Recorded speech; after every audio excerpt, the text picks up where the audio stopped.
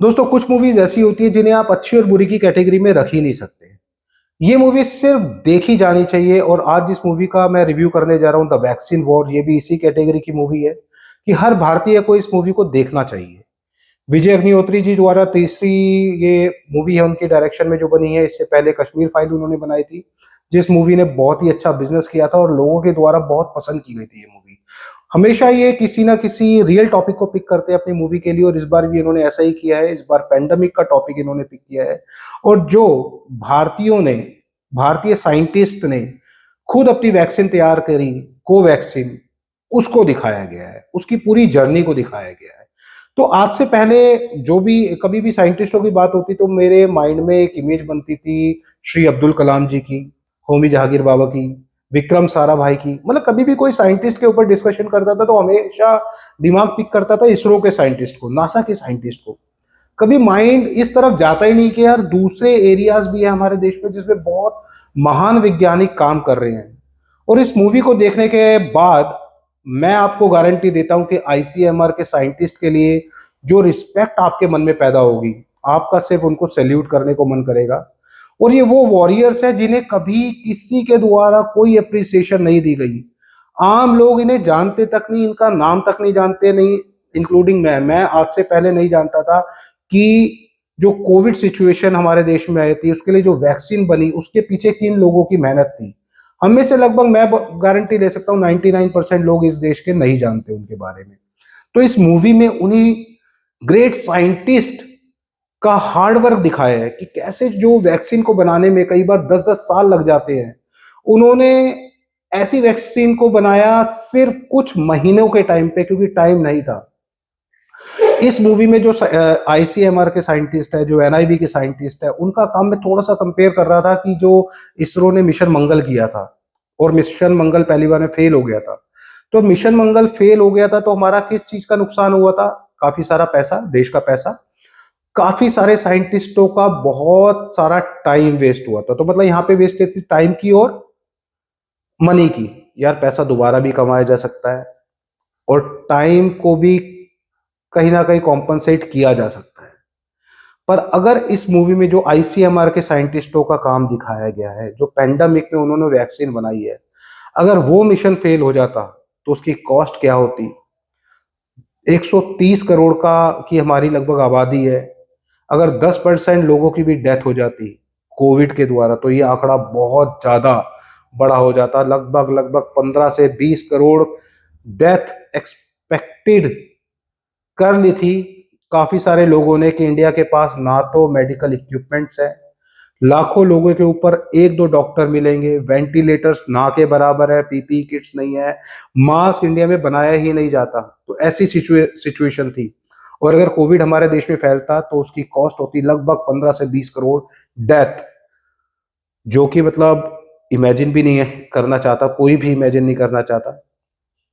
इससे लड़ने का सिर्फ एक ही तरीका था हमारे पास कि हम वैक्सीन बनाएं ताकि जल्द से जल्द लोगों को वैक्सीनेट किया जाए और उनकी जान बचाई जाए और आगे दूसरे लोगों में कोविड को फैलने ना दिया जाए। तो ये इस मूवी में दिखाया गया, ये इस मूवी का प्लॉट है। अगर मैं एक्टर्स की बात करूं, उनकी एक्टिंग की बात करूं, तो कोई भी एक्टर एक्टिंग कर ही नहीं रहा। सब लोग नेचुरल। नाना पाटेकर जी को आसानी से नेशनल अवार्ड दिया जा सकता है इस मूवी के लिए।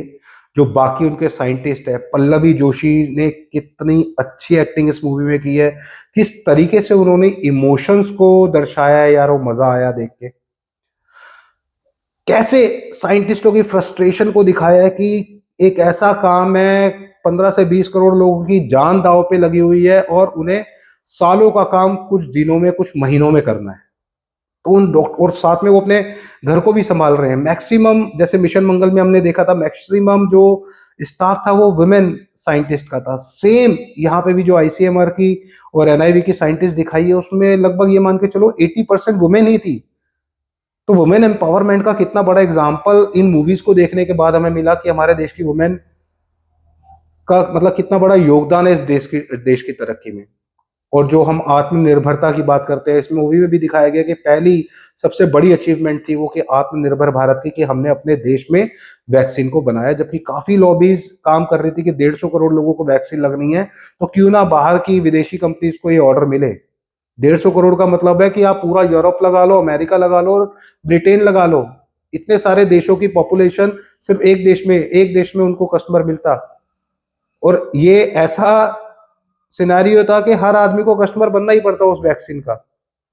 और काफी सारे हमारे अपने इंटरनल मिनिस्टर्स भी काम कर रहे थे उन लॉबीज के लिए कि यहाँ का जो कॉन्ट्रैक्ट है वो बाहर चला जाए, बाहर की कंपनीज को ये ठेका मिल जाए कि 150 करोड़ लोगों को आप वैक्सीनेशन दीजिए।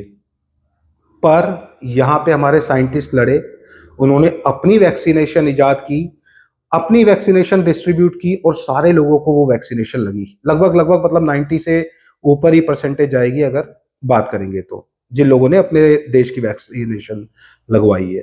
तो बहुत ही ज्यादा, मतलब मैं इतना बोल पा रहा हूँ इस टॉपिक के बारे में सिर्फ इस मूवी की वजह से। इस मूवी से पहले मुझे इस टॉपिक की इतनी नॉलेज नहीं थी, बस ये था कि यार vaccination are ready now and we can go, और अपने अपने स्लॉट्स बुक करा के हम लोगों ने वैक्सीनेशन ली थी। तो ऐसे टॉपिक्स पे जब भी मूवी बनती है वो देखी जानी चाहिए। बाकी डायरेक्शन की बात करूंगा थोड़ी सी, तो विजय अग्निहोत्री जी ने इस बार भी कमाल का काम किया। आपको लगेगा ही नहीं किसी भी सीन में कि आप मूवी देख रहे हो।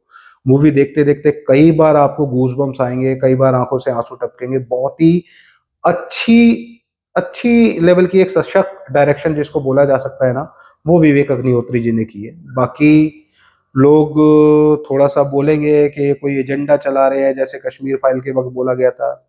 पर यार ऐसी चीजें सामने आनी चाहिए। आज जो आईसीएमआर के साइंटिस्ट के बारे में इस मूवी को देखने के बाद मुझे पता चला है, मैं चाहता हूं कि हर भारतवासी को उनका काम पता चले और उनको वो अप्रिसिएशन दी जाए। Thanks to all the scientist जिन्होंने वैक्सीनेशन हमारे लिए बनाई और हमारी जानें बचाई। इस रिव्यू को मैं इसी धन्यवाद के साथ समाप्त करूंगा। बाकी मिलते हैं नए वीडियो में एक नए रिव्यू के साथ। तब तक के लिए good by two all. Thank you.